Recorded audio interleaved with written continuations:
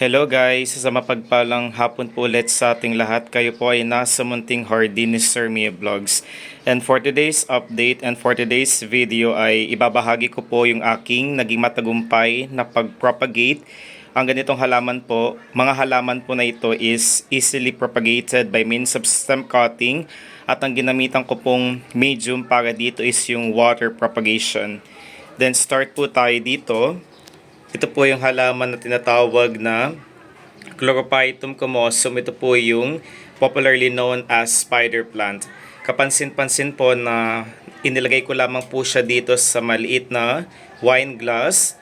And after how many weeks of propagating and waiting, ay naging matagumpay po ang aking pagpaparami. Marami na po siyang aerial roots ang nagsibulan sa mismong babang portion ng halaman na ito. Then itong halaman na ito is yung Philodendron Temptation na naputol po kasi ito. Kung kaya naman po I decided na instead of throwing this one, I decided to propagate this by means of stem cutting, and after how many weeks of waiting, ganun din po, naging matagumpay po ang aking propagation. So, ang pagpapalit po sa ating mga stem cutting ay isinasagawa po every 3 to 5 days para po hindi po siya pamahayan ng mga lamok. Then dito, isa rin po sa mga ever favorite ko na variety, cultivar at tipo ng photos plant. Ang mga ganitong varieties, cultivars at types ng photos plant po is best propagated by means of water propagation. So ito is already been 3 months of propagation. I'm planning to repot this in a large container. Kapag nakuha ko po yung purchase ko, binili ko na planter sa Lazada. So tignan po natin. Ito siya guys. So marami na po siyang aerial roots or marami na po siyang ugat sa mismong dulo ng pinagkatan ko ng kanyang dahon or ng kanyang tangkay or stem. Ayan siya. Then dito guys, isa rin po sa ever favorite ko. Kasi po nung time na malakas po yung bagyo is naputol po ito. Ito po yung halaman na tinatawag na Aglonema pink Panama. So ito na po siya. Meron na po siyang mga roots ang visible sa kanyang pinakadulong tangkay. So napakaganda ng aking propagation dahil po naging matagumpay po sila dahil na rin po sa tamang pag-aalaga at tamang pag-locate ng halaman na ito. Nilagay ko siya sa filtered na location ng aming bahay sa mahalumigmig, moist or humid na location. Wag na wag po natin ilalagay ang ating stem cutting kung gagawa po tayo or gagamit po tayo ng water propagation. See to it ng ating lugar po is moist, humid or wag po yung full sun kasi po pwede pong matuyo ang pinaka-foliage or dahon ng ating halaman na ito.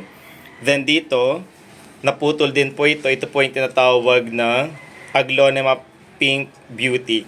Halos karamihan naman po ng mga aglonemas po is also thrive and healthy looking and grown sa water po.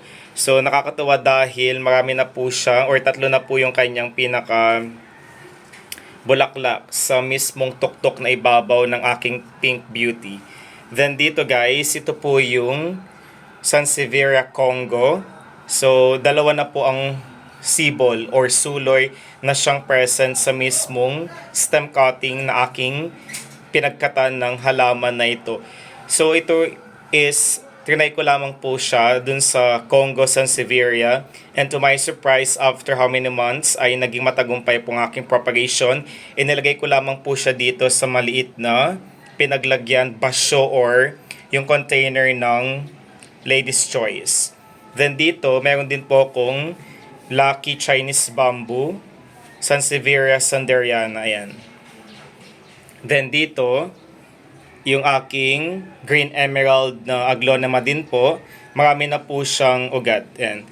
So i-focus po natin sa mismong ibabang tangkay, meron siyang 4. Ito yung una, so maraming ugat na po siya.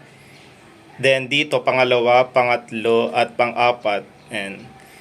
So naputol din po ito nung bagyo, kaya naman po instead of throwing is I decided to propagate them by means of water propagation. Then dito yung Sansevieria typhusata. So hindi pa po siya or wala pa po siyang ugat kasi this already ang propagation na ito is almost 1 week din po. And then dito yung last, isa rin po sa mga good luck plant. Ito po yung tinatawag na purple tea plant. Ito siya guys. So marami na rin po siyang ugat ang visible sa tangkay na ito. So good luck plant din po ito. Kung may mga tuyong dahon or tangkay po is might as well do not be afraid and hesitant to prune. One of the good tips that I can share with you is do not be afraid to prune or to remove all unhealthy parts ng ating halaman po para po kasi po nagiging sagabal po sila sa paglaki ng ating mga halaman. Short update lamang po ito. Nawa po ay nakakuha po kayo ng mga possible tips on how to make this plant even luckier, healthier, especially if we're trying and we are deciding to propagate all of our house plants by means of stem cutting with the use of water propagation. Ingat po tayong lahat. Hanggang sa muli po. Bye-bye. Paalam.